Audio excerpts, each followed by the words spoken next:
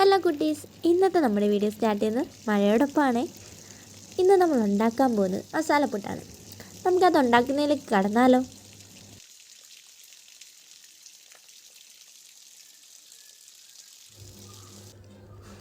ആദ്യം തന്നെ ചട്ടി അടുപ്പത്ത് വെച്ചിട്ടുണ്ടേ, അതിലോട്ട് എണ്ണ ഒഴിച്ച് കൊടുത്തിട്ടുണ്ട്. അടുത്തായിട്ട് നമുക്ക് ഇതിലോട്ട് കുറച്ച് സവാള അരിഞ്ഞിട്ട് കൊടുക്കാം. സവാള ഇടയ്ക്ക് കൊടുക്കണേ. ഇനി ഇതിലോട്ട് നമുക്ക് പച്ചമുളക് ചേർത്ത് കൊടുക്കണം. പച്ചമുളകും കൂടെ ചേർത്ത് കൊടുത്തിട്ട് കുറച്ചുകൂടെ നമുക്കൊന്ന് ഇളക്കി കൊടുക്കാം. ഇനി ഇത് പെട്ടെന്ന് വഴന്ന് വരാനായിട്ട് കുറച്ച് ഉപ്പ് കൂടി നമുക്ക് ചേർത്ത് കൊടുക്കാം. ഇനി ഒന്നുകൂടെ ഇളക്കുക. ഇനി ഇതിലോട്ട് ഞാൻ കുറച്ച് കറിവേപ്പില കൂടി ചേർക്കുന്നുണ്ട്. കറിവേപ്പില ചേർത്തതിന് ശേഷം കുറച്ച് തക്കാളിക്കും കൂടെ ചേർക്കാം.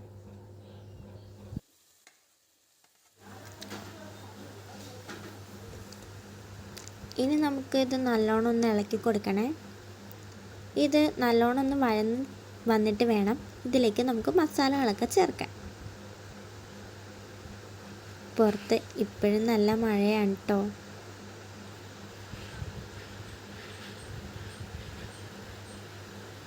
ആദ്യം തന്നെ മഞ്ഞൾപ്പൊടി ചേർത്തിട്ടുണ്ട്. ഇനി ഇതിലേക്ക് 1 ടീസ്പൂൺ മുളക് പൊടിയും ഒരു ടീസ്പൂൺ ഗരം മസാലയും കൂടി ചേർക്കണേ. ഇത് നല്ലോണം നമുക്കൊന്ന് ഇളക്കി കൊടുക്കണേ. ഇനി ഇതിലേക്ക് മുട്ടയോ ചിക്കനോ ബീഫോ എന്തെങ്കിലുമൊക്കെ നമുക്ക് ചേർത്ത് കൊടുക്കാം. ഞാനിപ്പോൾ ഒന്നും ചേർക്കുന്നൊന്നുമില്ല. ഇതിലേക്ക് കുറച്ച് വെള്ളം ഒഴിച്ച് കൊടുത്തിട്ടുണ്ട്. അത് ആ സവോളയും തക്കാളിയും ഒന്ന് വെന്ത് കിട്ടാനായിട്ടാണ്. അപ്പം നമ്മുടെ വെള്ളമൊക്കെ ഒന്ന് ചെറിയ രീതിക്കൊന്ന് പറ്റി വന്നിട്ടുണ്ട്. ഇതിലേക്ക് ഇനി നമുക്ക് നമ്മൾ ആവിയിൽ വേവിച്ച് വെച്ചിരിക്കുന്ന പുട്ട് ചേർത്ത് കൊടുക്കാം.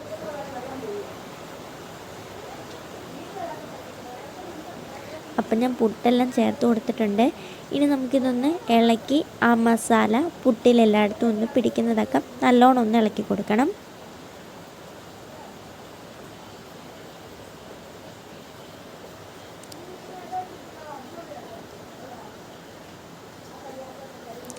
അപ്പം ഞാൻ നല്ലോണം ഒന്ന് ഇളക്കി മസാല എല്ലായിടത്തും പിടിക്കുന്ന വിധം ഒന്നാക്കി എടുത്തിട്ടുണ്ട്. ഇനി നമുക്കിത് പാത്രത്തിലാക്കി കഴിക്കാം കേട്ടോ. ഇതിൻ്റെ കൂടെ അങ്ങനെ വേറെ കറിയൊന്നും വേണമെന്നില്ല. അപ്പം നമ്മൾ പാത്രത്തിലെടുത്തിട്ടുണ്ട്. ഞാൻ ഇതിൻ്റെ കൂടെ പപ്പടം കൂടി കഴിക്കുന്നുണ്ട് കേട്ടോ. പപ്പടം നല്ലൊരു കോമ്പിനേഷനാണ്, ചൂട് ചായയും. അപ്പം മഴയത്ത് ഞാൻ ചൂട് ചായയും മസാലപ്പുട്ടും പപ്പടം കൂടെ കഴിക്കട്ടെ. വീഡിയോ എല്ലാവർക്കും ഇഷ്ടപ്പെട്ട ലൈക്ക്